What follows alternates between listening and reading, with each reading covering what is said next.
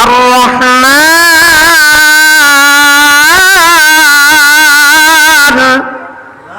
আর রহমান আল্লামাল কুরআন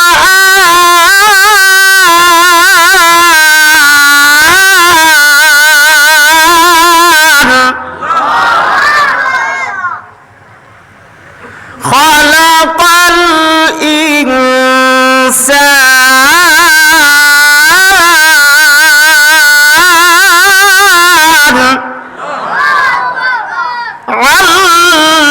আল্লামাহুল বায়ান।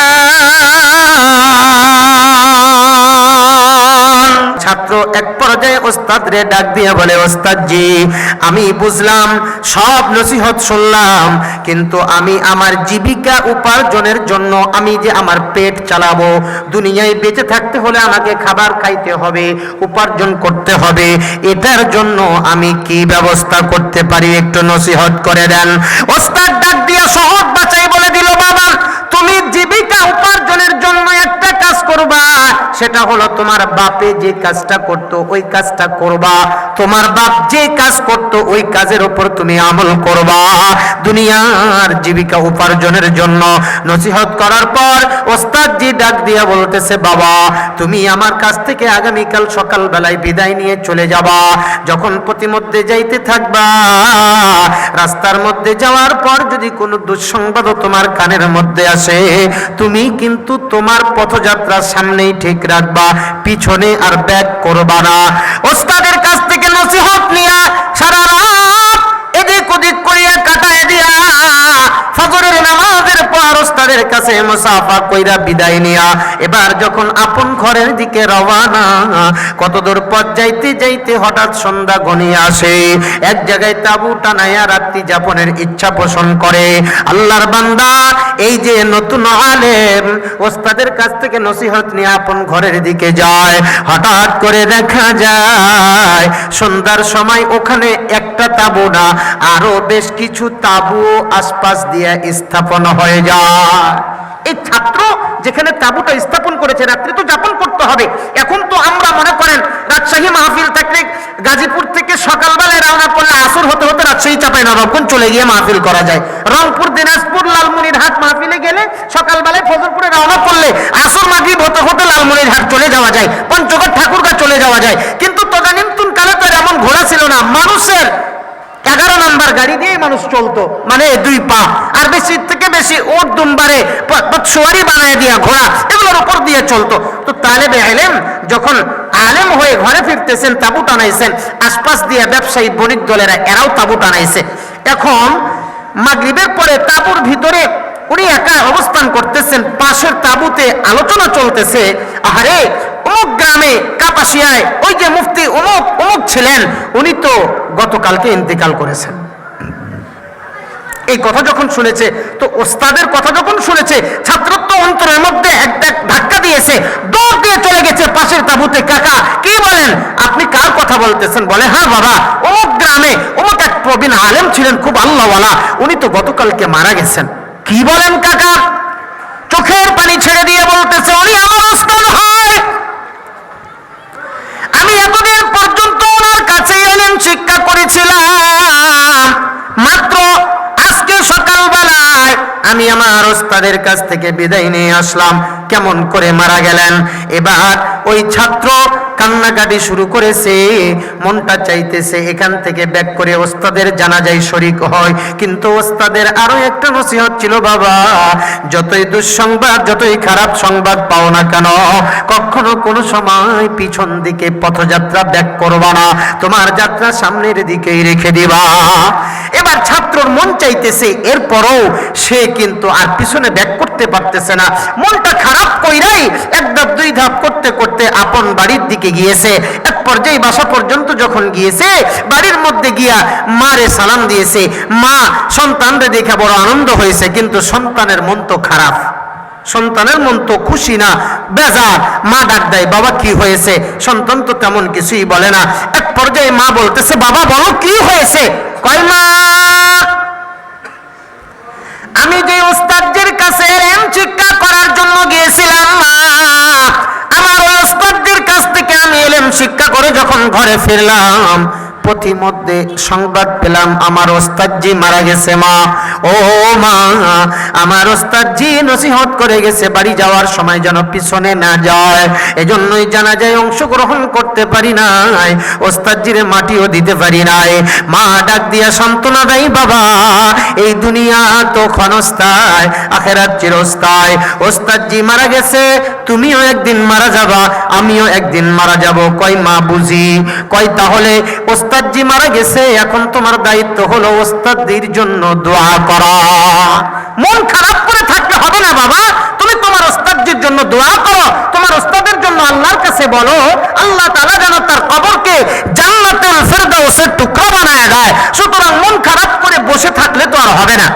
এবার ছাত্র তাই করেছে, সহজ সরল, মা যা বলেছে মসজিদে যাই, বাসায় আসে, ওস্তাদের জন্য দোয়া করে। কিন্তু বন্ধু কতদিন এইভাবে চলবে? এবার মনে মনে চিন্তা করলো, আমারে তো আমার ওস্তাদ বলেছিল দুনিয়া কামাই করতে হবে, কারণ পেট তো আর এমনি এমনি চলে না।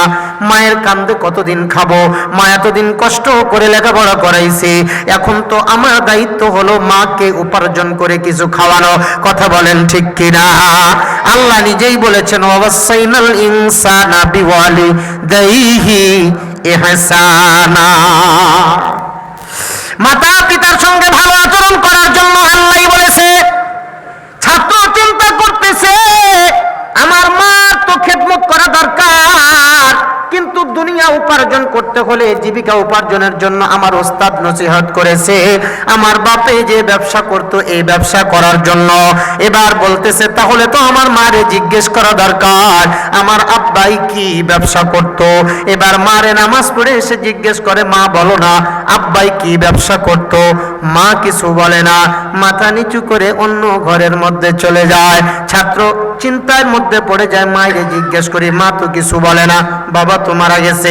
এবার পরের দিন মারে আবার জিজ্ঞাই, মা বলো না কেন আব্বাই কি ব্যবসা করতো? মা তাও বলে না, চলে যায়। একদিন দুই দিন করতে করতে একদিন মারে খুব ভালোভাবে ধরেছে, মা আজকে তুমি না বললে আমি তোমারে যাইতে দিব না, মা তুমি বলো না আমার বাপে কি ব্যবসা করত। এবার মা রাগ করে এক পর্যায়ে বলতেছে, তোর বাপে চুরি করতো। চুরি? তুই আলেম হওয়ার পরে কি চুরি করবি? তোর বাপে চোর ছিল। মা এই কথা বলে চলে গেছে। ছাত্র তো টেনশনে পড়ে গেছে, সর্বনাশ, নসিহত চেঞ্জ করবে এরকম তো কোনো উপায় নাই। ওস্তাদ যে তো মারা গেছে, আর ওস্তাদ যে নসিহত করে গেছে বাপে যে ব্যবসা করতে এই ব্যবসা করার জন্য, এখন মায়ে কয় বাপে চোর ছিল, চুরি করতো, তাহলে আমি যে নসিহত চেঞ্জ করব উপায় তো নাই। তাহলে এখন কি করতে হবে? ওস্তাদজির কথার উপর আমল করতে হবে। বাপে চোর ছিল, আমিও চুরি করব। যেই চিন্তা সেই কাজ। সহজ সরল আলেম, প্রবীণ আলেম চিন্তা করলো না, আর বসে থেকে লাভ নাই। ওস্তাদজি যেহেতু মারা গেছে আর আমাকেও জীবিকা উপার্জন করতে হবে, তাহলে এটার এক নাম্বার কাজ হবে আমার চুরি করা। এখন উনি ইশার নামাজ জামাতের সহিত আদায় করার পর ওযু অবস্থায় তাসবিহ পড়তে পড়তে বিছানার মধ্যে বসে চিন্তা করতেছে, আমার বাপে যে চুরি করতো আমিও চুরি করব। এখন চুরি করলে তো আর নিজের গ্রামে চুরি করা যাবে না, কারণ আমার প্রতিবেশী যদি আমার কাছে মামুন না হয়, নিরাপদ না হয়, আমি কেমন মুসলমান? এটা করা যাবে না। চিন্তা ভাবনা করতে করতে দেখা যায় রাত্রি কেটে গিয়ে ফজরের আজানের সময় হয়ে যায়। চিন্তা করতেছে কি করা যায়, কি করা যায়। গ্রামে চুরি করলে যদি আমার গ্রামের প্রতিবেশী এই যদি আমার মাধ্যমে কষ্ট পায়, আমি একজন, আমরা তো এটা চিন্তা করি না। আমরা করি কি, আরেকজনের বাড়ির রাস্তা দিয়ে মাঝখানে বেড়া দিয়ে দিয়ে তারে কষ্টে কেমনে ফালানো যায়, আরেকজনের রাস্তা কেমনে বন্ধ করে দেওয়া যায়, আরেকজনকে কিভাবে কষ্ট দেওয়া যায়, এই চিন্তায় আমরা বিভোর থাকি। কিন্তু উনি চিন্তা করতেছে, আমি যে প্রতিবেশীর ঘরে চুরি করব, ও তো কষ্ট পাবে, তো প্রতিবেশীর কষ্ট দাও তো আমার ঠিক হবে না, কারণ আমার প্রতিবেশী, আমি একজন মুসলমান, আমার প্রতিবেশী আমার দ্বারা কষ্ট পাবে, তাহলে আমি কিসের মুসলমান? ওই দিন বাদ, শেষ, ফজরের আজান হয়েছে। এখন ওই চিন্তা করতেছে, আর চিন্তা করে কোনো ফায়দা নাই, কারণ ফজরের আজান হয়ে গেছে। আর আল্লাহর ভয়ে ভীতু বান্দা কখনো আজান শোনার পরে আর অন্য কোন দুনিয়াবি কাজের মধ্যে ব্যস্ত থাকতে পারে না। আল্লাহর বান্দা ছুটিয়া মসজিদে গেছে, ফজরের নামাজ আদায় করেছে, একদিন কেটে গেছে, পরের দিন চিন্তা ভাবনা করতেছে আজকে আমারে চুরি করতে হবে, কিন্তু নিজের গ্রামে নয়, পাশের গ্রামে চুরি করব।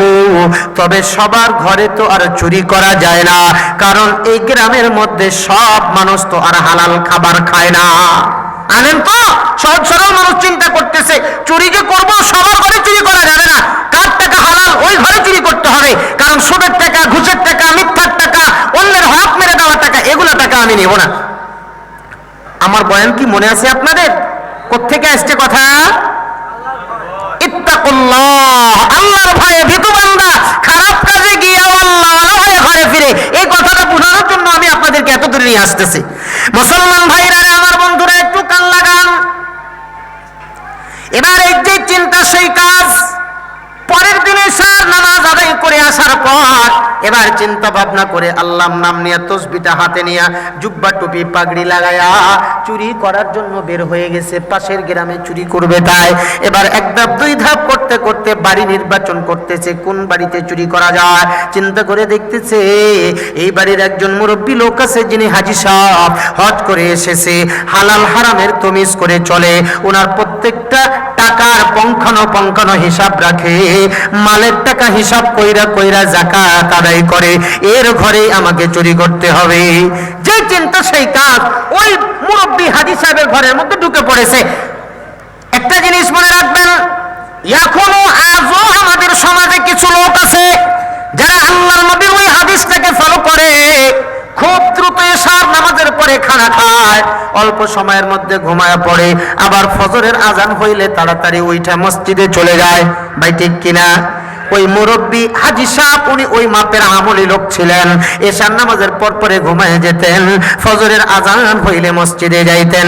এবার এই আলেম যখন ঢুকে পড়েছে, প্রবীণ আলেম, নতুন যুবক যখন ঢুকে পড়েছে ঘরের মধ্যে, মুরব্বী ঘুমের মধ্যে বিভোর। এবার আস্তে করে মাথার নিচ থেকে বালিশের তল থেকে চাবির তোড়াটা বের করেছে। চাবির তোড়া বের করার পর ঘরের মধ্যে যে সিন্দুক ছিল, যে বাক্স ছিল, এই বাক্সের তালা খুলে ফেলেছে। তালা যখন খুলে দিয়েছে, খোলার পরে তালা খোলার পরে যখন ওই উপরের ঢাকনাটা উঠাইছে, উঠানোর পরে তো আশ্চর্য হয়ে গেছে, দেখতেছে এক একটা জায়গার মধ্যে টাকাগুলি ভাঁজ ভাঁজ করে রাখা, কোনোটার মধ্যে 3 মাস, কোনোটার মধ্যে 6 মাস, কোনোটার মধ্যে 8 মাস, কোনোটার মধ্যে ইদ্যুৎ পূরণ হয়ে গেছে, মানে পুরোপুরি সময় পার হয়ে গেছে। জায়গায় জায়গায় লেখা আছে এই টাকাটির এখনো 6 মাস বাকি আছে, 6 মাস সময় পূরণ হলে যাকাত দিলে তারপরে ব্যবহার করবে। সুবহানাল্লাহ বলবেন না? হ্যাঁ, তুমি ঘুষের টাকায় প্রাসাদ গড়ো, সোনা মানো না, দিন দুঃখী না খেয়ে মরে, খবর রাখো না। এ মুসলমান, কেমন মুসলমান, কেমন মুসলমান, নামাজের সাথে নাই পরিচয়, মানো না কোরআন। কথা বলেন ঠিক কিনা? এই আল্লাহর বান্দা হাজী সাহেব টাকাগুলার মধ্যে ভাঁজ ভাঁজ করে রেখেছে, প্রত্যেকটা টাকার মধ্যে লিখে রেখেছে এটা 3 মাস এখনো বাকি আছে, তার মানে 3 মাস পূরণ হলে ওই টাকাটার যা যাকাত আছে হিসাব করে দিবে, তারপরে ওই টাকাটা খরচ করবে, তার আগে না। সুবহানাল্লাহ, তাকওয়া, পরহেজগার। তো এই আল্লাহর বান্দা চিন্তা করতেছে এটা নিব না, এটা নিব, এটা নিব না, এটা নিব, এটা নিব না, এটা নিব, চিন্তা করতেছে কোনটা নেওয়া যায়। তার মানে এটা তো 3 মাস বাকি, এটা নেওয়া যাবে না, এটা 6 মাস বাকি, এটা নেওয়া যাবে না, এটার যেহেতু একেবারে সময় পূরণ হয়ে গেছে, যাকাত দেওয়া আছে, তার মানে এটা হালাল, এর মধ্যে গরিবের হক না, এটা আমি নিয়ে নেব। এমন করতে করতে এটা নিব, এটা নিব, এটা নিব না, এটা নিব করতে করতে মুয়াজ্জিন ফজরের আজানের জন্য ডাক দেয়, হাইয়া আলাস সালাহ। মুয়াজ্জিন যখন আজানের ধ্বনি ছেড়ে দেয়, আল্লাহু আকবার, আল্লাহু আকবার, এবার এই যুবক আস্তে করে চমকে গেছে, সর্বনাশ। আল্লাহর ভয়ে ভীতু বান্দা কখনো আজান শোনার পরে দুনিয়ার আর অন্য কোনো কাজ করতে সে পারে না। আমাদের সমাজে এমন মুসলমানের অভাব নাই নাকি বলেন? হ্যাঁ, আজান শোনার পরেও আল্লাহর বান্দা দুনিয়ার কাজ নিয়ে পেরেশান থাকি, দোকানদারি করে, চিন্তা করে আমার দোকানের মধ্যে এখন 2টা কাস্টমার এসেছে, নামাজ পড়তে গেলে হয়তো বা এই কাস্টমার 2টা পাবো না। এটা ভুল ধারণা। তোমার রিজিকে যা আছে তাই আসবে, তুমি বাদ দিয়া নামাজে যাও। কথা বলেন ঠিক কিনা? কিন্তু আমরা তো এটা করতে পারি না। তবে আমার নিজের চোখে দেখা, আমি একজন ব্যক্তিরে দেখেছিলাম আমার এলাকায়, নাম বললে হয়তোবা আপনারা একদিন চিনে ফেলবেন, তো আমি শুধু তার নামটা বলবো না, মারা গেছেন, আল্লাহর বান্দা মারা গেছেন। তো আমি তারে দেখেছি, সে মুদির ব্যবসায়ী ছিল, এক মসজিদের জিম্মাদার ছিল, এক মসজিদের জিম্মাদারি আদায় করত। কিন্তু আল্লাহর বান্দার দোকানে সারাদিন কাস্টমার নাই, কিন্তু আজান শুরু হয়েছে, আর যদি 500 কাস্টমারও আসে, 1 লাখ টাকার মালও যদি কিনে, এরপরও সে দিবে না। শাটার খোলা আর লাগা, মানে কাঠের ঢোক আর কি, বন্ধ করা আর খোলা, এটা দেখা দেখি না। আজান হয়েছে তো রেখে দিয়ে মসজিদে চলে গেছে। আমার নিজের চোখে দেখায়। এই লোকটা এতটা আল্লাহ ভীরু ছিল, আমি দেখেছি। লোকটা যখন মারা যায়, রমজান মাসে রোজা অবস্থায় মারা গেছেন, ছিল ডায়াবেটিস। তো রোজা অবস্থায় উনি এক বাজারে গিয়েছেন, হঠাৎ করে উনি পড়ে গেছেন প্ল্যাটফর্মের উপরে। আমাদের ওই এলাকায় রহনপুর নামে একটা এলাকা আছে, রেল স্টেশন ওই পার হলে আমাদের পুরান বাজার, বড় বাজার। তো ওই বাজারে যাওয়ার জন্য রেল স্টেশনে ধাপি দিয়ে উঠতেছিলেন, কিন্তু ওখানে মাথা ঘুরে পড়ে গেছেন। সাথে সাথে ট্রিটমেন্টের জন্য ডাক্তারের কাছে নেওয়া হয়েছে। ডাক্তার মাইপাজুকে বলতেছে যে ডায়াবেটিস নীল হয়ে গেছে, এখন মিষ্টি খাওয়াইতে হবে। ওনারে বলতেছেন, কাকা আপনার তো ডায়াবেটিস নীল হয়ে গেছে, আপনার একটু মিষ্টি খাইতে হবে, মিষ্টি খান। কই তোমরা কি বলো, আমি ফরজ রোজা রেখেছি, আমি একজন মুসলমান, আমি ডায়াবেটিস নীল হওয়ার কারণে মিষ্টি খেয়ে আমি বাঁচতে চাই না, বরং এমন রোজা রেখে আল্লাহ আমার 1000 বার জীবন দিলে 1000 বার মরতে রাজি আছে। তো ডায়াবেটিস নীল অবস্থায় ওইভাবে উনি মারা গেছেন, কিন্তু ফরজ রোজা ছাড়েন নাই। উনি কথা বলেছেন, আমি হয়তোবা আজকে বেঁচে গেলাম, ভবিষ্যতে আমি এই রোজা পাবো কি পাবো না তো কোনো গ্যারান্টি নাই। সুতরাং আমি রোজা অবস্থায় আছি, কোশ্চেন কালও সম্ভব না আমার ডায়াবেটিস নীল হোক আর যাই হোক, যে আমার ডায়াবেটিস নীল করেছে উনি আমার ডায়াবেটিস ফলো করে দিতে পারে। সুতরাং আমি মিষ্টি খেয়ে রোজা ভাঙতে পারি না, যেহেতু ফরজ রোজা। উনি রোজা ভাঙে না, ওই অবস্থায় মারা গেছেন। আল্লাহ যেন ওনারে জান্নাতুল ফেরদাউস নসিব করেন, বলেন আমিন। ভাইরা আমার, এ আল্লাহর বান্দা প্রবীণ আলেম চিন্তা করতেছে, আযান হয়ে গেছে। আল্লাহর ভয়ে ভীতু বান্দা কখনো আযান হওয়ার পরে দুনিয়ার কোনো কাজের মধ্যে ব্যস্ত থাকতে পারে না। সুতরাং এখন আগে আমাকে নামাজ পড়তে হবে। থাক তোর টাকা, থাক তোর সিন্ধুক, সব রেখে দিয়া নামাজের জন্য প্রস্তুতি গ্রহণ করতেছে। এবার চিন্তা করতেছে, আমি তো ওযু অবস্থায় ঘর থেকে বের হয়েছি, এখনো তো আমার ওযু নষ্ট হয় নাই, তাহলে আমাকে আগে ফজরের নামাজ পড়তে হবে। ফজরের নামাজ পড়ার জন্য যদি আমি এখন মসজিদে যাই, মসজিদ অনেক দূরে, পায়ে হেঁটে যেতে লাগলে আমার কিন্তু জামাত ফৌত হয়ে যাবে। তাই উনি চিন্তা করতেছে, আমাকে নামাজ পড়তে হবে এইখানেই, এরপরে কামটা সারবো। ও চিন্তা করতেছে, নামাজ আমি এখানেই পড়বো, তারপরে কামটা সারবো। এখন যখন নামাজ পড়তে হবে, চিন্তা করতেছে নামাজ যখন পড়বো, মসজিদ যেহেতু না, তাহলে তো আজানও দেওয়া দরকার, আজান দিয়া এরপর আমি নামাজটা পড়ে নেব। সহজ সরল ভাবে বুঝেছে। কাজ করতেছে কি ভিতরে? কার ভয় কাজ করতেছে?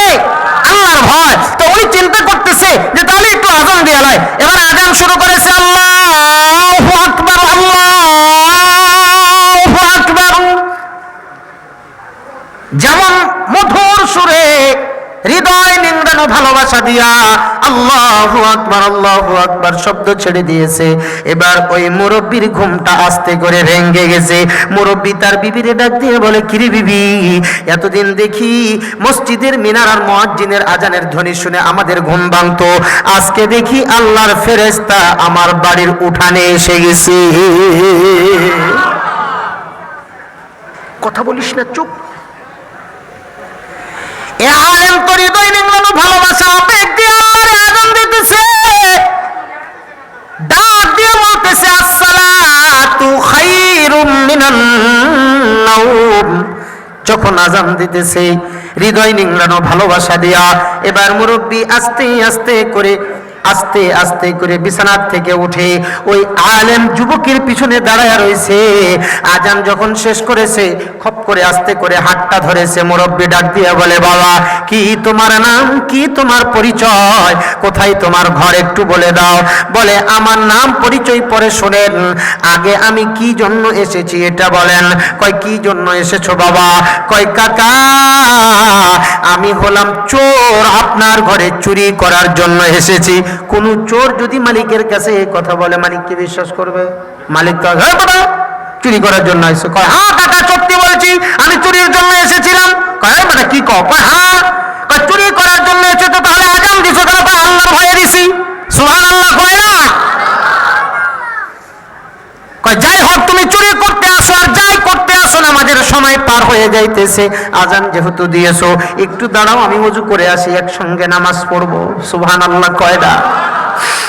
এবার মুরব্বি ওযু করে এসেছে।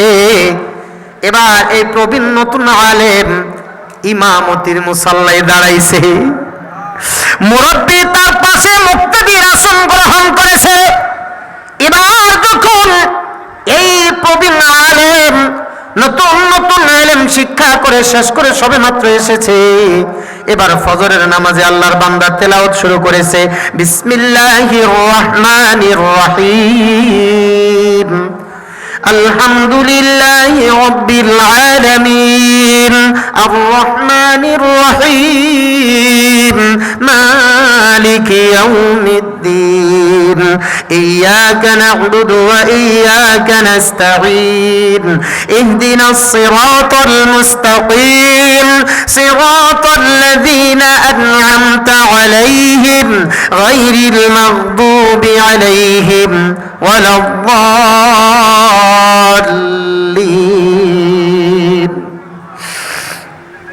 নতুন আলেম তেলাওয়াত করতেছে এক একটা আয়াত, আর এই মুরব্বি পাশে দাঁড়ায়া দাঁড়ায়া দুই চোখের পানি খালি ছাড়তেছে। সুবহানাল্লাহ বলবেন না? কোরআন এমন এক কিতাবের নাম, এই কাপাসিয়ার মুসলমান যুবক ভাইরা, বুড়া বাবাজিরা একটু কান লাগান, পর্দার অন্তরালের মা বোনেরা, পৃথিবীতে আপনি এমন কোন কিতাব পাবেন না যে কিতাবটা একবার দুইবার তিনবারের পরে আর মজা লাগে। মজা লাগে? কত ফার্সি কবিতা আমরা পড়েছি, কয়েকবার পড়লে পরে গিয়ে আর মজা লাগে না। কত উপন্যাস যুবক ভাই আপনারা পড়েছেন, এক উপন্যাস দুইবার তিনবার পড়লে পরে গিয়ে আর ভাল লাগে না। কত সিনেমা আপনারা দেখেন, একবার দুইবার তিনবার দেখলে চতুর্থবার দেখতে ভালো লাগে না। কিন্তু একমাত্র আল্লাহ পাকের কিতাব কোরআন, যেটা জন্মের পর থেকে শুনতেছেন, মরার আগ পর্যন্ত শুনবেন, এরপরও কখনো বিরক্ত লাগবে না। জোরে কন্যা সুবহানাল্লাহ। কথা ঠিক না বে ঠিক? সূরা ফাতিহা ইমাম সাহেব প্রত্যেক রাকাতে পড়ে কিনা? আর আপনারা পিছনে দাঁড়িয়ে শুনেন কিনা? কোন পাগলও কি আছে এই কথা বলবে যে হুজুর খালি সূরা ফাতিহা দিয়ে নামাজ পড়াইতেছেন, এটা বাদ দিয়ে অন্য সূরা কোন? কোরআনে তো আরো অনেক সূরা আছে, ওগুলা কোন? এটা কইছে কখনো? কোরআনের একটা জ্বলন্ত মুজিজা হলো, আপনি কোরআন যত পড়বেন তত মজা, যত পড়বেন তত আপনার হৃদয়ে স্বাদ অনুভব হবে, মজা লাগবে। আরো একটা কথা শুনেন, যতই মানুষের কঠোর হৃদয় হোক না কেন, যত তীক্ষ্ণ হৃদয়ের মানুষ হোক, আপনি তারে কোরআনের তেলাওয়াত শোনাবেন, দেখবেন কঠোর হৃদয়টা গলে মোমের মতো হয়ে গেছে। এর জ্বলন্ত প্রমাণ হযরত ওমর ইবনুল খাত্তাব রাদিয়াল্লাহু তাআলা আনহু। জোরে কোন ঠিক কিনা? হযরত ওমর ইবনুল খাত্তাব রাদিয়াল্লাহু তাআলা আনহু অত্যন্ত কঠোর মিজাজের মানুষ। বয়ান মনে রাখবেন, ইত্তাকুল্লাহর উপরে কথা চলতেছে। হযরত ওমর ইবনুল খাত্তাব রাদিয়াল্লাহু তাআলা আনহুর কাছে কেউ একজন বলতেছে, ওমর তুমি কই যাও? কই মোহাম্মদ বিন আব্দুল্লাহ, মানে আমাদের রাসূলের কথা বলতেছেন। কয় উনার ধর থেকে গলাটা আলাদা করার জন্য যায়, মানে মাথা কাইটা আনতে যায়। আনতে পারলে আমাকে ওই যে কাফেরদের বৈঠক থেকে সিদ্ধান্ত হয়েছে, বড় বড় মোটা তাজা উটনি গাভীন উট আমারে দিবে, উপহার দিবে। এই জন্যই উনার গলা আলাদা করার জন্য যায়। কয় ওমর, মোহাম্মদ বিন আব্দুল্লাহর গলা আনতে হবে না, আগে নিজের বোনের বাড়িতে যাও, তোমার বোন আর বোন জামাই মুসলমান হয়ে ঘরের ভিতরে বসে বসে কোরআন তেলাওয়াত করে। ওমর দৌড় দিয়ে চলে গেছে ঘরের দরজায়, বোন ফাতেমার দরজার মধ্যে করে আঘাত করে। বোন উমরের আওয়াজ পাইছে, উমর এমন শক্ত হৃদয়ের মানুষ। এ ভাই, উমর রাদিয়াল্লাহু তাআলা মুসলমান হওয়ার পরেও যে রাস্তায় যাইতেন আল্লাহর নবী বলতেছেন যে রাস্তায় আমার উমর যায় ওই রাস্তায় 40 দিন পর্যন্ত শয়তানও যায় না। আর একটা আপনাদেরকে ট্রিটমেন্ট দিয়ে যায়, একটা ট্রিটমেন্ট বিনা পয়সায়, যুবক ভাইরা একটা ট্রিটমেন্ট দিয়ে যায়। আপনারা তো গুনাহ করতে করতে স্মার্টফোনের মধ্যে রাতভর, এখন লাইন ডাইরেক্ট হয়ে গেছে, শুইলেই খালি স্বপ্নদোষ হয়। যাদের হয় তাদেরকে একটা ট্রিটমেন্ট দিয়ে যায়। যাদের ঘন ঘন স্বপ্নদোষ হয় তারা রাত্রিবেলায় অজু অবস্থায় শোয়ার আগে বুকের মধ্যে এই শাহাদাত আঙ্গুল দিয়ে লিখবেন আইন মিম র উমর, আইন মিম র উমর, 3 বার লিখবেন। কয়বার? কি লিখবেন? আইন মিম র, মানে এই যেভাবে আইন মিম র উমর। যাদের স্বপ্নদোষ হয় এবার হাজার হাজার টাকা খরচ করে হুজুর কবিরাজের কাছে যান, ডাক্তারের কাছে যান, ভালো হয় না, বিনা পয়সায় একটা ট্রিটমেন্ট দিয়ে গেলাম, আমল করবেন, যদি কাজ না হয় পরে আমারে ফোন দিয়ে বলবেন হুজুর কাজ হয় নাই। আইন মিম র লিখে শিখবেন, যতই বড় শয়তানের চক্র হোক না কেন অন্তত আপনার কাছে আর সে আসবে না। ইনশাআল্লাহ এই রোগ থেকে আপনি শেফা পাবেন। আমার অনেক মুসল্লি যুবক তারা আসে, হুজুর এই সমস্যার সম্মুখীন, ঠিক আছে তদবির দিয়েছি, এই তদবির এটা করবা, আলহামদুলিল্লাহ 1 সপ্তাহ পর কি খবর, চেহারা শুরু দেখতে সুন্দর দেখা যায়, গালগুল চাপাচুপি ভেঙে গেছিল, এখন থেকে ভরা ভরা, ঘটনা কি? কয় হুজুর আমল করছি, কাজে লাগছে। কি? আপনি শিখাই দিয়েছিলেন, এটা আমল করছি। আজকে আপনাদেরকে বলে দিলাম শয়তান উমরের নাম শুনলেও ভয় পায়। তো হযরত ওমর এত মারাত্মক তবিয়তের ছিলেন, চলে গেছেন। বোন ফাতেমার ঘরের মধ্যে কড়া আঘাত করবেন, তার আগেই কান পেতে শুনতেছেন বোন আর ভগ্নিপতি দুইজনে পড়তেছে তাহা মা আনজালনা আলাইকাল কুরআনা লিতাশকা ইল্লা তাযকিরাতান লিমান ইয়াখশা তানজিলাম মিম্মান খালাকাল আরদা ওয়াস সামাওয়াতিল উলা আর রাহমানু আলাল আরশি ইসতাওয়া। তেলাওয়াত করতেছে, ওমর রাদিয়াল্লাহু তাআলা আনহু দাঁড়িয়ে দাঁড়িয়ে শুনতেছে আর চোখ দিয়ে পানিগুলি পড়তেছে। এক পর্যায়ে কোনোভাবে যখন বুঝতে পেরেছে ওনারা তেলাওয়াত বন্ধ করে দিয়ে কোরআন শরীফ লুকাই দিয়েছে। কেন? কয় ভাই তো মুশরিক, আর ইন্নামাল মুশরিকুনা নাজাস, প্রত্যেকটা মুশরিক তো অপবিত্র নাপাক, তো ভাই যদি জোর করে কোরআন নিয়ে কোরআনের সঙ্গে বেয়াদবি করে বসে এই জন্য তারা লুকাই দিয়েছে। আর এই দিকে ওমর বলতেছে দরজা খোলো, কি পড়তেছিলা বলো? কয় ভাই তোমার কাছে বলা যাবে না, যদি বলতে হয় শুনতে হয়। কঠিন কঠোর হৃদয়ের মানুষটা কতটা মারাত্মক হলে আল্লাহর নবীর গলা কাটার জন্য খোলা তরবারি নিয়ে চলতে পারে, এই লোকটার চোখ দিয়ে পানি পড়ে এই কোরআনের তেলাওয়াত শুনে। এরপরেও কাপাসিয়ার মানুষ কইতেছে হুজুর আপনি যতই বলেন আমাদের সুবহানাল্লাহ একযোগে জোর আওয়াজে বের হবে না। মুসলমান ভাইরা রে, আমার বন্ধুরা একটু কান লাগান। তো আল্লাহর কালামের 1 নম্বর মুজিজার মধ্যে একটা মুজিজা হলো কোরআন। আপনি যত পড়বেন তত দিলের মধ্যে স্বাদ অনুভব হবে, মজা লাগতে থাকবে। যারা কোরআনের মজা পেয়ে যায় এরা শুধুমাত্র সুযোগ পাইলে কোরআনের তেলাওয়াতের মধ্যে নেমে যায়, কোরআনের তেলাওয়াত শোনার জন্য পাগল পারা হয়ে যায়। ও কাপাসিয়ার মুসলমান ভাই, একটু আপনাদেরকে অনুরোধ করে যায়, যদি সুযোগ পান এই কাপাসিয়া আরবিয়া সাইদিয়া মাদ্রাসার হেফজ বিভাগের কাছে গিয়ে দাঁড়াবেন, কান পেতে দিয়ে দিলের কান দিয়ে শুনবেন, আপনার অন্তরের মধ্যে শুধু মজা আর মজা। আর একটা অ্যান্টিবায়োটিক ওষুধ দিয়ে যায়, যদি কারোর ঘুম না আসে, যদি ঘুম না আসে, আপনি হাজারো অ্যান্টিবায়োটিক খাইতেছেন, হাজারো ঘুমের ট্যাবলেট খাইতেছেন, ঘুম আসে না, আপনি একটাবার চিন্তা করে দেখবেন, মনের মধ্যে মিলাইবেন, মিলায়া যদি পারেন আপনার স্ত্রী তেলাওয়াত পারে কোরআন তেলাওয়াত করতে লাগাই দেবেন, যদি আপনার সন্তান পারে মাতার কাছে লাগাই দেবেন। ঘুম না আসলে আপনি কোরআনের তেলাওয়াত শুনবেন, শোয়ার অল্প কিছুক্ষণ পরে আপনি ঘুমে বিভোর হয়ে যাবেন, এত তৃপ্তির ঘুম হবে আপনি জীবনেও তা কল্পনা করতে পারবেন না। কোরআন এমন এক কিতাব, এ মুসলমান ভাই, এই নতুন প্রবীণ আলেম কোরআনের তেলাওয়াত শোনানোর জন্য নামাজের মধ্যে দাঁড়াইছে, নামাজের মধ্যে তেলাওয়াত করতেছে হৃদয় নিংড়ানো ভালোবাসা দিয়া, ওয়ান নাজমি ইযা হাওয়া মা দাল্লা সাহিবুকুম ওয়া মা গাওয়া ওয়া মা ইয়ানতিকু আনিল হাওয়া ইন হুয়া ইল্লা ওয়াহয়ুন ইউহা আল্লামাহু শাদীদুল কুওয়া যু মিররাতিন ফাস্তাওয়া ওয়া হুয়া বিল উফুকিল আ'লা সুম্মা দানা ফাতাদাল্লা ফাকানা কাবা কাউসাইনি আও আদনা ফাআওহা ইলা আবদিহি মা আওহা মা কাযাবাল ফুআদু মা রাআ আফাতুমারুনাহু আলা মা ইয়ারা। উনি তেলাওয়াত করতেছে আর পাশে দাঁড়াইয়া ওই মুরব্বী খালি চোখ দিয়ে পানি ছাড়তেছে। আর নামাজ শেষ করার পর এবার দুই চোখের পানি দিয়া আল্লাহর বান্দা মুরব্বী নতুন প্রবীণ আলেমের হাতটা ধরে বসেছে। ধরার পরে বলতেছে, বাবা কোথায় তোমার ঘর, কোথায় তোমার বাড়ি? যুবককে পরিচয় দিয়ে, কাকা পাশের গ্রামে আমার বাসা, আমার নাম অমুক, আমি অমুক ওস্তাদের কাছ থেকে ইলম শিক্ষা করে এসেছিলাম। কই বাবা তুমি এখানে আসছো কেন? সব বিস্তারিত ঘটনা বলতে গিয়ে বলতেছে, আমার ওস্তাদের নসিহত মানার জন্য ওস্তাদে কইছিল বাবা এই যে ব্যবসা করতো ওই ব্যবসা কইরো। আমি ওস্তাদের কথার উপর আমল করতে গিয়ে আজকে আপনার ঘরে চুরি করতে এসেছি। তাহলে চুরি করে না, তুমি ঘরে যাইবা, তাহলে আজান দিছো কে? কয় যখন আজান হয়ে গেছে আমি সিন্দুকের তালা খোলার পরে দেখি জায়গায় এই জায়গায় টাকাগুলি ভাগ করে রাখা। চিন্তা করলাম সব টাকা তো নেওয়া যাবে না, যেটা নিতে হবে এটা হালাল হতে হবে, কারণ আমি একজন আলেম আর মুসলমান হারাম খাবার খাইবো না। তো এই জন্যই হালালটা নিতে গিয়া এটা নিব না এটা নিব করতে করতে আজান হয়ে গেছে। এখন কোন আল্লাহর বান্দা মুমিন মুত্তাকি পরহেজগার আল্লাহর ভয়ে বেতু বান্দা আজান হওয়ার পরে দুনিয়াবি কোনো কাজ করবে এটা তো শোভা পায় না। এই জন্য আমি আল্লাহর ভয়ে আজান দিয়ে লেছি। কাকা এখন আজান দিলে আপনার ঘুম ভাঙছে, আমি তো ধরা খেয়ে গেছি, কি করতে পারি? তো নামাজ পড়লাম, এখন তো ধরাই খেয়ে গেলাম, আর তো কোনো কাম নাই, আমি ঘরের দিকে যাইগা।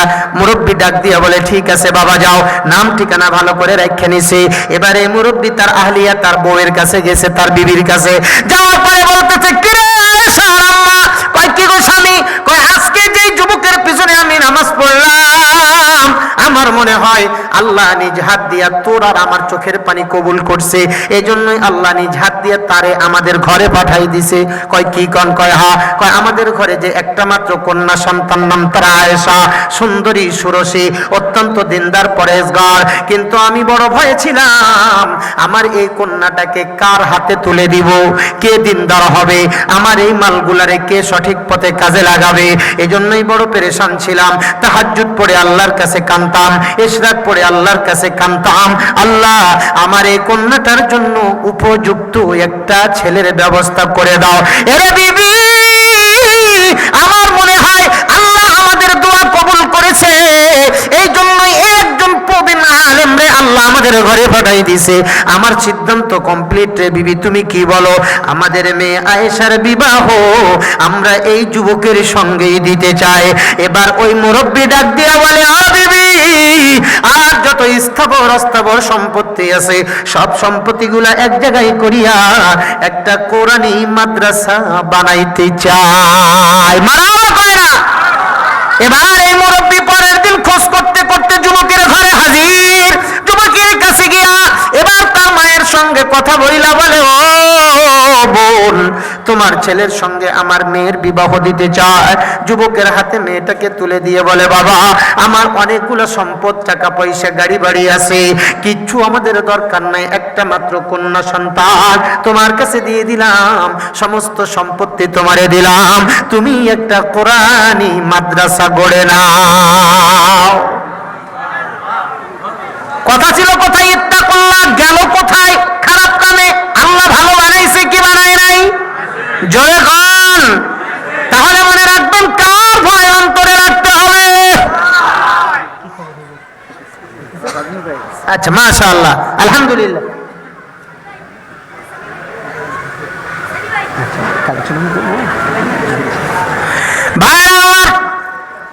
তাহলে এক নাম্বার আমার বয়ানের যে মূল পয়েন্টটা ছিল সেটা হলো, ইয়া আইয়ুহাল্লাযীনা আমানুত্তাকুল্লাহ, কার ভয় অন্তরে রাখতে হবে? জায়গায় জায়গায় মানুষ উঠতেছেন কে ভাই? শিশি? তো আপনারা যদি শিশি করেন তো আমরা বক্তাদের, আমাদের শিশি লাগে না? তো তাহলে আমি এখন যাই, 15 মিনিট পরে পেশাব করব, ওযু করব, চা খাবো, পরে আসবো, থাকবেন? জীবনেও থাকতো না। টাকা থাকবো? জীবনেও থাকবো। এ যাবৎ পর্যন্ত এতদিন ধরে বয়ান শুনতেছেন, অনেক বয়ান আপনারা গেছেন, শ্রোতারা উঠে কয় ঠিক আছে যা, কিন্তু কোন বক্তা যদি এ কথা বলে 2 ঘন্টা, 1.5 ঘন্টা, 2.5 ঘন্টা, আমি তো স্টেজে 3-3.5 ঘন্টা পর্যন্ত কথা বলেছি, এরকম হয়ে যায়, গতবারও হয়েছে। হুজুর আজকের যিনি প্রধান বক্তা, হুজুরের বয়ান, আমার বয়ান ভবানীপুর ফরিদ মার্কেট দারুত তাকওয়া মহিলা মাদ্রাসায়, এখন আমারে উঠাই দিছে 9:30টায়, 9:30টার আগেই উঠাইছে। উঠানোর পরে বলতেছে যে আজকে যেমন মুফতি নেজাম ভাই বলেছে যে হুজুর আসার আগ পর্যন্ত আপনি চালাইতে থাকেন, কোন সময় কোন জায়গায় গিয়ে গাড়ি ঠেকবে এটা বলা যাবে না, ওখানেও আমারে উঠাই দিছে। বয়ান গত বছরের ঘটনা, বয়ান করতেছি 10:30, 11:30, 12টা বাজে গেছে, এখনো কইতেছে হুজুর চালাইতে থাকেন, হুজুর আসতেছে। 9:30, 10:30, 1 ঘন্টা, 11:30, 2 ঘন্টা, 12টা, 2.5 ঘন্টা, এখন তারপরেও করতেছে চালাইতে থাকে, হুজুর আসতেছে। সত্যি হতে হুজুরের বয়ান ছিল কাপাসিয়া, কোথায় যেন প্রচন্ড কুয়াশা, গাড়ির ড্রাইভার চালাইতে পারতেছে না, এখন হুজুরে কি করবে, আর আমারে চালাইতেই হইতেছে। পরে লাস্টে গিয়ে 12:40-এর দিকে হুজুর গিয়ে ওখানে উপস্থিত হয়েছে স্টেজে, 12:40 বাজে ওই সময় হুজুর স্টেজে গিয়েছে, হুজুর গাড়ি ঢুকতেছে। তো এরকম হয়ে যায়। তো আলহামদুলিল্লাহ আমাদের তো ওই 3 ঘন্টার সময় হলেও বলতে পারি না যে ভাই আর কুলাইতেছে না, আপনারা একটু বসেন, আমি 1 নাম্বার করে 1 কাপ চা খেয়ে আসি। আপনারা তো একজনও থাকতেন না, থাকবেন? ওই যে মুরব্বী আর কি করলো যে মুতা ধরছে, একটু চারটে চুপটা বন, অন্তত কিয়ামতে এটার ওসিলায় আল্লাহ যদি মাফ করে দেয়, ঠিক না? একটা মানুষও উঠা যাবে না।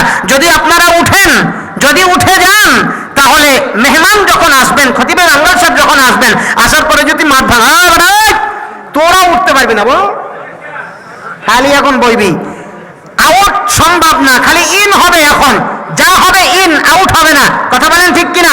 এখন স্টেজের মধ্যে, প্যান্ডেলের মধ্যে মুসল্লি ঢুকবে, শ্রোতা ঢুকবে, আর আউট হবে না, বের হবে না। যখন বলবো তখন বের হবেন ইনশাল্লাহ। আপনারা মনে করবেন যে খুঁটা দিয়ে বাইন্ধে দিছি, ওই যে আমাদের কুমিল্লার ওই হুজুর নাগাইশে পিরসাব কইছিল না, এ মাহফিলে আউন যেত, বন যেত, খাওয়ান যেত, হুদন যেত, উডন যেত না, এমন সিস্টেম আজকে চালু করে দেন। এখানে আসেন, বসেন, কথা শুনেন, যা করবেন করেন, কিন্তু উঠতে যায়েন না। উঠলে মাহফিলটা ফাঁকা হবে, আর শয়তান আপনার ওই জায়গাটায় আশ্রয় দিবে। কথা বলেন ঠিক কিনা? আপনি একজন উঠবেন, আপনার দেখা দেখি আরো 5 জন উঠবে, মাহফিলটা ভেঙে যাবে, এক পর্যায়ে মাহফিলটার সৌন্দর্য নষ্ট হয়ে যাবে। সম্মানিত সুধী, আসুন, আমার অনেক কথা বাকি এখনো। আমি যে আয়াত পড়েছি, প্রথম স্টেপের আলোচনা এ পর্যন্ত গিয়েছে, এখনো তো কুনু মাআস সাদিকিন রয়ে গেছে। কথা বলেন ঠিক কিনা?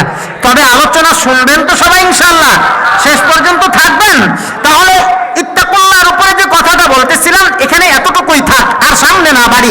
কয়েকটা কথা বলতে চাইছিলাম, কিন্তু একটার মধ্যে সময় চলে গেছে।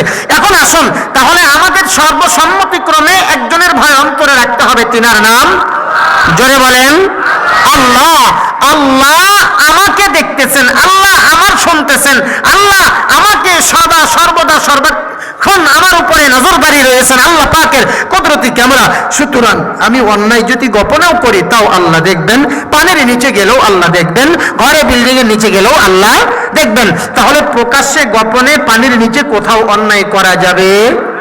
জোরে বলেন যাবে না।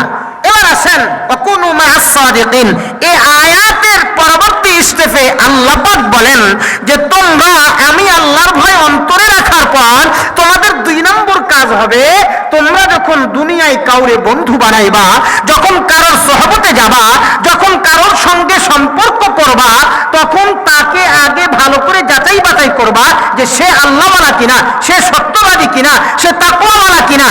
তার মানে এখান থেকে আপনি মুরাদ নেন, আপনি যদি দুনিয়াতে কোনো নেতাও নির্বাচন করেন, তাহলেও নেতাকে আপনার দেখতে হবে যে এ আল্লাহওয়ালা কিনা, দাড়িওয়ালা কিনা, তাকওয়াওয়ালা কিনা, নামাজি কিনা, তাকওয়ার নিচে প্যান্ট পরে কিনা, হালাল হারামের তমিজ করে কিনা, এটা যাচাই বাছাই করতে হবে কি হবে না? জোরে বলেন। কারণ আপনাকে আল্লাহ বলেছেন, আমি আল্লাহর ভয় অন্তরে রাখার পর তোমাদের 2 নাম্বার যে কাজটা হবে, এটা হলো তুমি যাদেরকে বন্ধু বানাবা তারা যেন আল্লাহওয়ালা হয়, সত্যবাদী হয়, সঠিক পথে চলনেওয়ালা হয়। কেন? কই সোহবতে সালেহ তোরা সালেহ কোনাদ, সোহবতে তালেহ তোরা তালেহ কোনাদ, এক জামানা সোহবতে বা আউলিয়া, বেহতের সদ সালেহ তাআত বেরিয়া। সুবহানাল্লাহ। তুমি যদি ভালোর সহবতে যাও ভালো হইবা, খারাপের সহবতে গেলে খারাপ হইবা, এটাই স্বাভাবিক কথা, বলেন ঠিক কিনা? ভাইরা আমার, যদি আপনি ইমাম সাহেব মুফতি সাহেবকে বন্ধু বানান, আপনি নিশাখোর, আপনি ভালোভাবে নামাজ জানেন না, কিন্তু ইমাম সাহেব আপনার বন্ধু হওয়ার কারণে আপনার সঙ্গে ঘুরে, আপনার সঙ্গে চলে, যখন আজান হবে ইমাম সাহেব বলবে দোস্ত চলো যাই নামাজে, কথা বলেন ঠিক কিনা?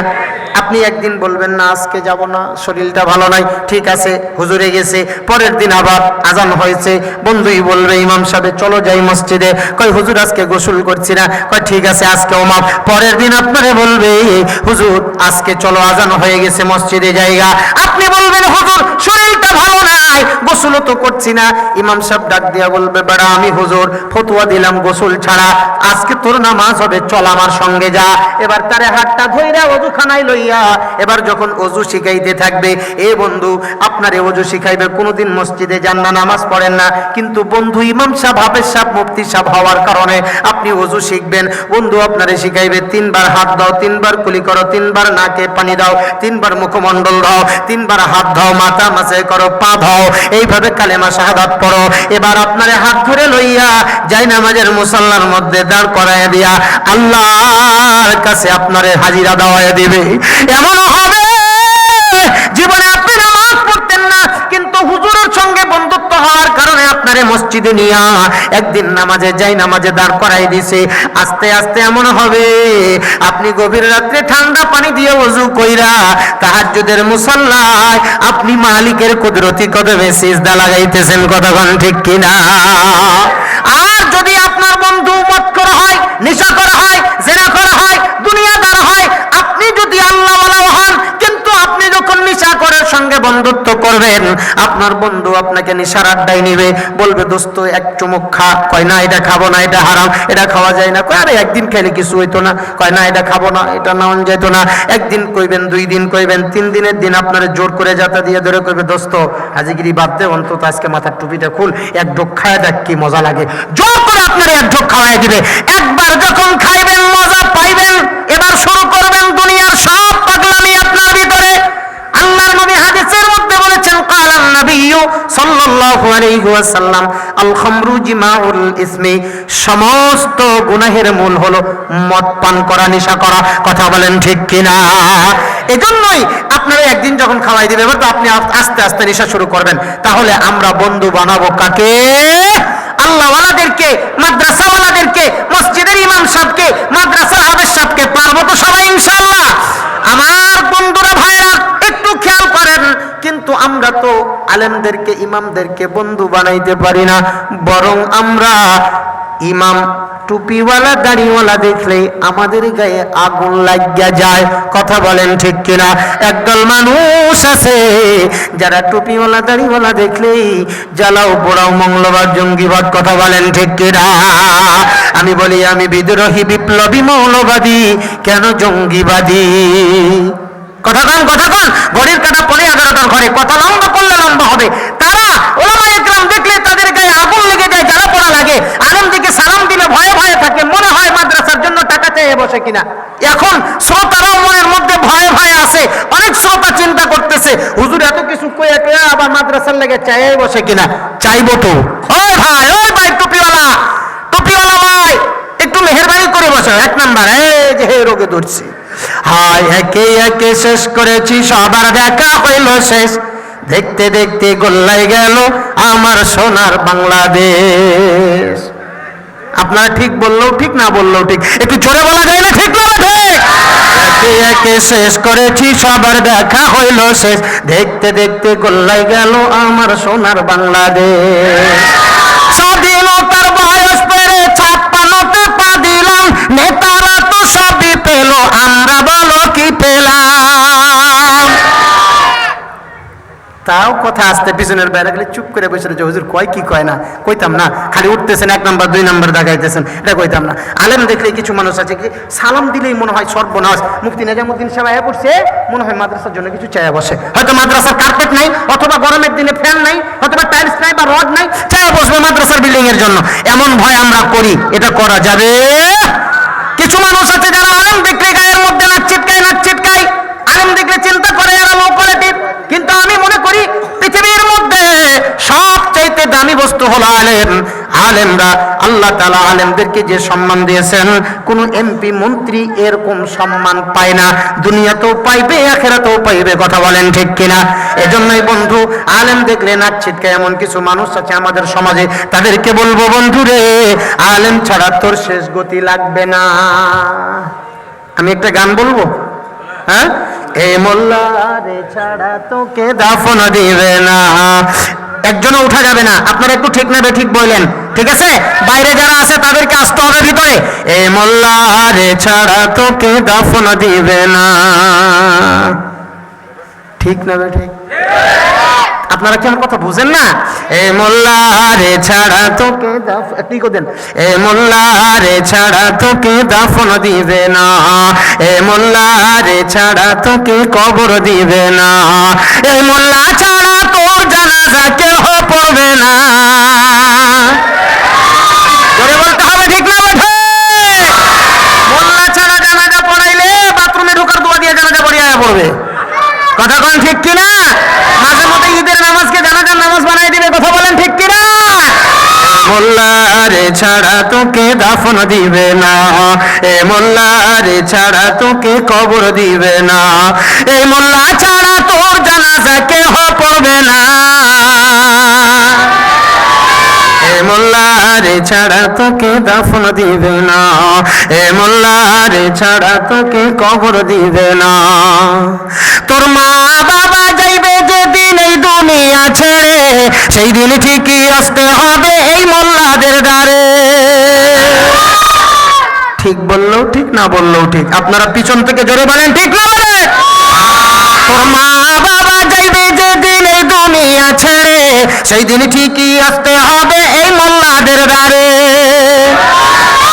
ওরা ঠেকায় পড়লে মোল্লা চিনে, সুবিধাবাদ জিন্দাবাদ আর কি। ওরা ঠেকায় পড়লে মোল্লা চিনে, নইলে চিনে না, এ মোল্লা রে ছাড়া তোকে দাফন দিবে না, এ মোল্লা রে ছাড়া তোকে কবর দিবে না, এ মোল্লা ছাড়া তোর জানাজা কেহ পড়বে না। এই মোল্লা না থাকলে তোর মার বিয়াও হয়তো না। তুই বেটা হারাম জাদা তৈরি হতি, হালাল জাদা হইতি না, মোল্লাই তোর মা তোর বাপের বিয়া পড়ায়া তোর হারাম জাদা বানাইছে। কথা বলেন ঠিক কিনা?